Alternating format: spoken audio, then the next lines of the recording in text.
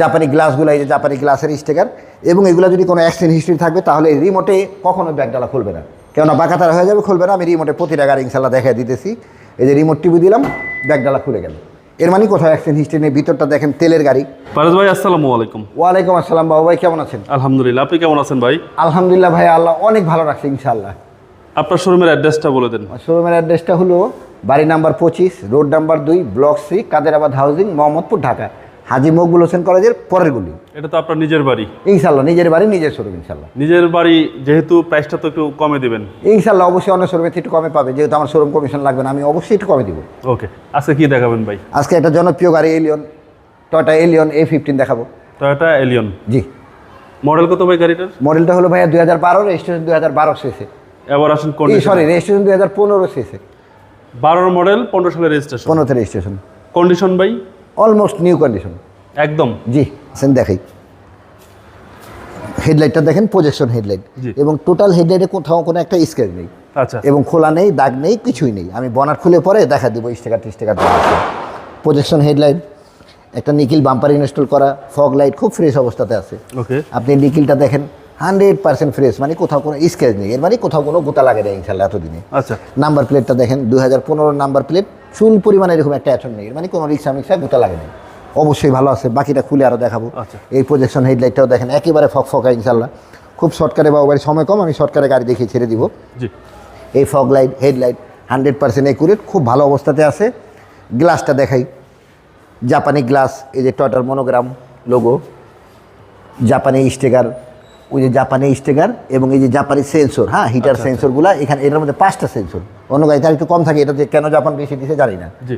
সব সেন্সরগুলো আছে, এবং যে কটা গ্লাস আছে প্রতিটা গ্লাস 100% অরিজিনাল। টায়ারের সাপোর্টটা কিরকম? টায়ার সাপোর্ট অবশ্যই ভালো, এই সামনে এসে দেখালে বুঝবেন। অ্যালোরিং তো মাশাআল্লাহ সুন্দর, টায়ারগুলো ভালো, আলহামদুলিল্লাহ অনেক দিন চলবে। ওকে, এবং পাল কালার ভাই? পাল কালারের গাড়ি, বডির প্রতিটা লাইন কাস্টমার দেখে নিবে। আপনি ওখানে দাঁড়ান, আমি একটু এক নজর দেখাই, যে এখান থেকে যে লাইনটা গেছে প্রতিটা ক্রস 100% একবারে এখানে এসে মিলছে, ঠিক ওইখান থেকে এখানে এসে মিলছে, মানে প্রতিটা ক্রস একুরেট, একদম টাইট, একদম টাইট ইনশাল্লাহ। কোথাও কোনো ঝামেলা পাবে না, হাতুড়ের বাড়ি পাবে না ইনশাল্লাহ।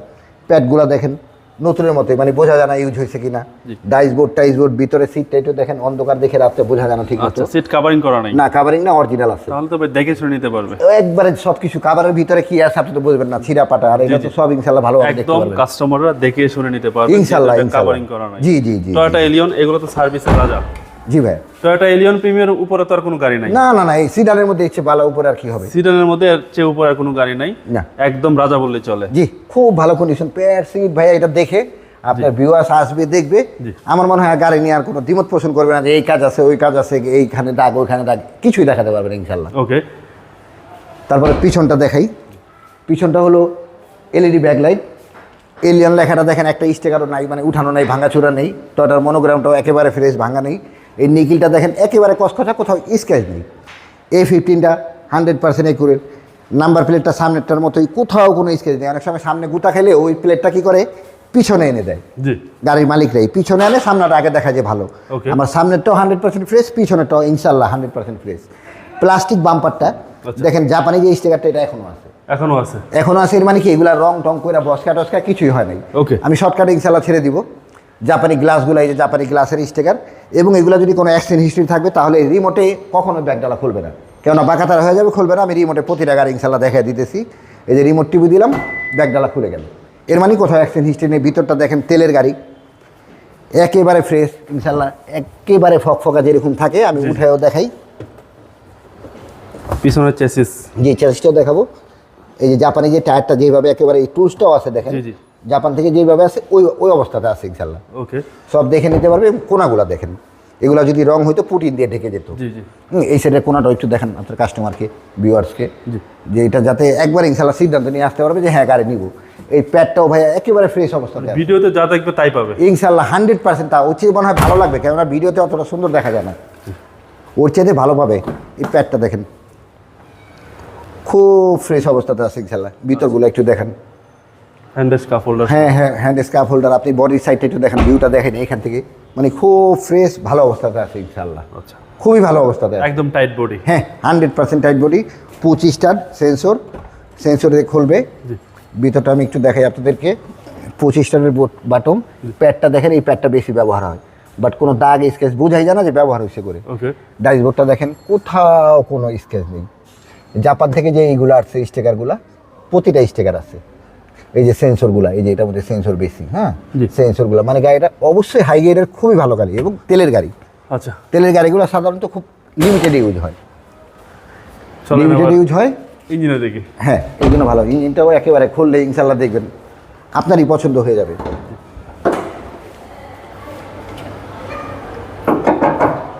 ববি দেখেন, জি। প্যাডটা দেখেন কত সুন্দর পরিষ্কার। এই যে হেডলাইট বলছিলাম অরিজিনাল, এই যে দেখেন জাপানি স্টিকার, একটা খুঁটিতে কোথাও স্কেচ দাগ ভাঙা নেই। হ্যাঁ এই যে খুঁটিগুলা, হ্যাঁ এই যে এটাও হেডলাইটটা একটু দেখায় ফেলে শর্টকাটে, জাপানি স্টিকার, খুঁটি একেবারে ফ্রেশ, কোথাও স্কেচ নেই। ইঞ্জিনটা দেখেন নতুনের মতো। ভিতরে যে প্লাস্টিকের কাভারটা থাকে ফোমের, জি, জি। মারি খেলে ওই কাভারটা থাকে না, এটা 100% এখনও আছে। ওকে। কোথাও যদি অ্যাক্সিডেন্ট হিস্ট্রি দেখাতে পারে, এই ভিতরে সাইডে অ্যাক্সিডেন্ট হিস্ট্রি আছে, খোলা কাটা আছে, আমি নিম্নে 2 লাখ টাকা জরিমানা দিব। এই যে জাপানি স্টিকারগুলো দেখেন, এগুলো সব জাপানি স্টিকার। হ্যাঁ এগুলো কোথাও কোনোদিন রঙই হয়নি। ওকে। ভিডিওর কথা তো আর উল্টানো যাবে না, মানে অ্যাক্সিডেন্ট হিস্ট্রি যদি দেখাতে পারে যে 2 ইঞ্চি খোলা আছে, আমি 2 লাখ টাকা জরিমানা দিব।